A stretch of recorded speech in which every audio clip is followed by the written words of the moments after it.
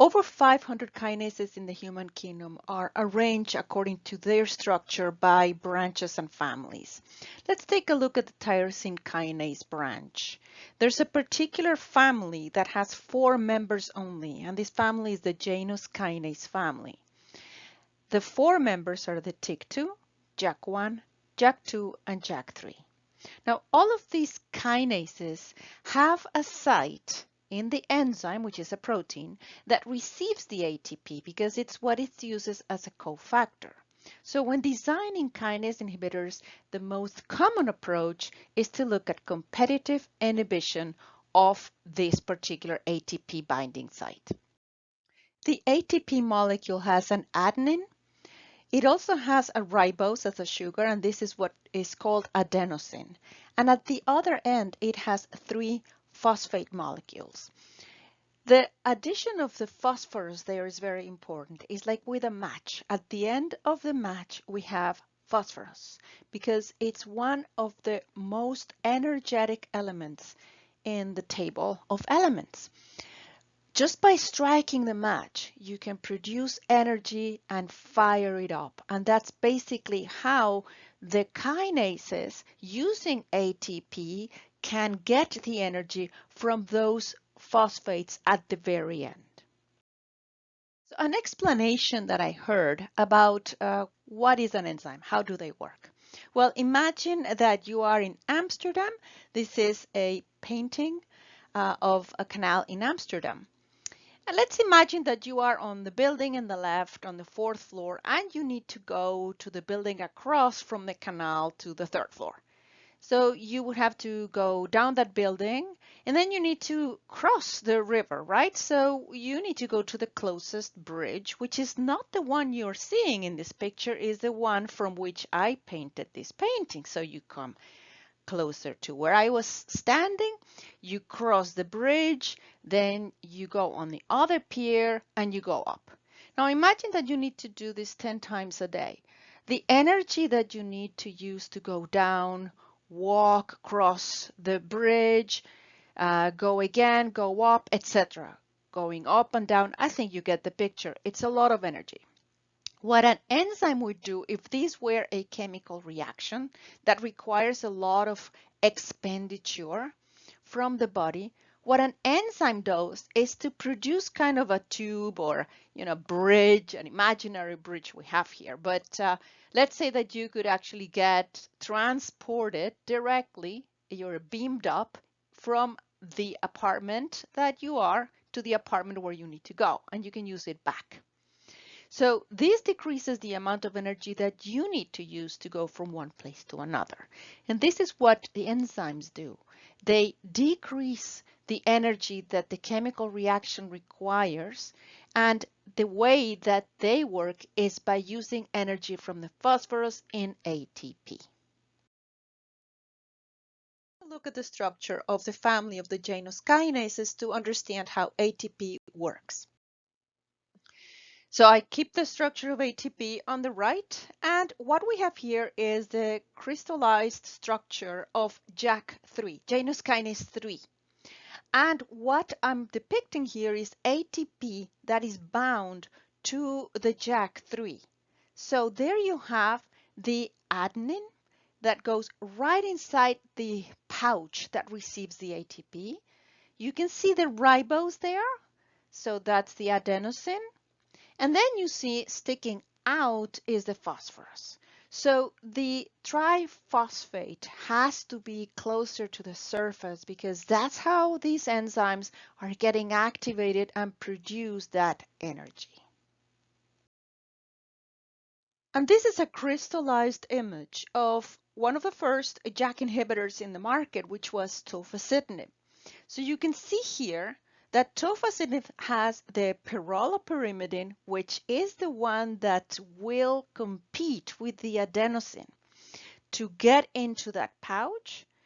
Then you have the rest of the molecule, the head of the molecule that has the characteristics to fit in the Janus kinase families. That would be where the ribose is in ATP. And what you don't see is any phosphorus at all. because that's the whole point, is not to provide energy to that enzyme. So we block the enzyme from working by having a competitor inhibitor of ATP. So in this image, there's the crystallized structure of the Janus kinase ATP receiving site or binding site. And what you have here are the two molecules in overlay, the tofacitinib in purple and the ATP in green. So if tofacitinib is already occupying the site, you can see that ATP could never bind because tofacitinib is blocking it. And what you actually also see is that all of the Janus kinase inhibitors that work by competitive inhibition using analogs of ATP will do the same. They will be blocking this site, but they do not have phosphorus because that's the idea, not to have the phosphorus that activates the enzyme. So how are JAK inhibitors designed? When you want to compete with ATP, one thing that you need is to have something that will bind the site of this ATP through the adenine. But you don't want to have phosphorus because you don't want to have that energy. So you want to block the site, but you don't want any energy.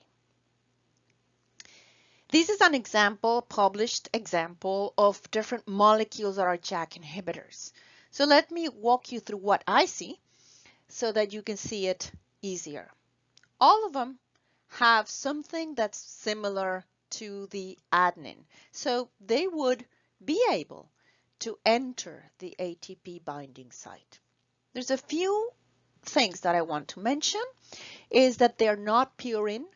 Generally, they're using what we call pyrrolopyrimidine, which is on position 6 of the adenine. That nitrogen in all of these JAK inhibitors has changed to a carbon molecule because it's needed to do the binding to the head piece of the rest of the small molecule inhibitor.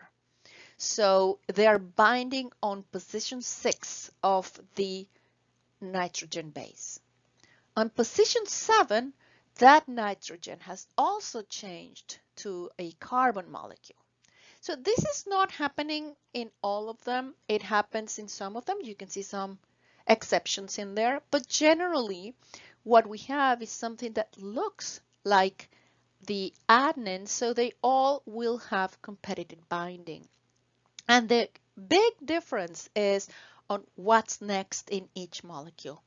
And this is just an example of 8 of them that I found in the literature. There's so many others, and you will probably always be able to see that commonality. They have to do a competitive binding of ATP. They have to block ATP from binding. And the other thing is you don't see any phosphorus, but the rest of them, they're all different.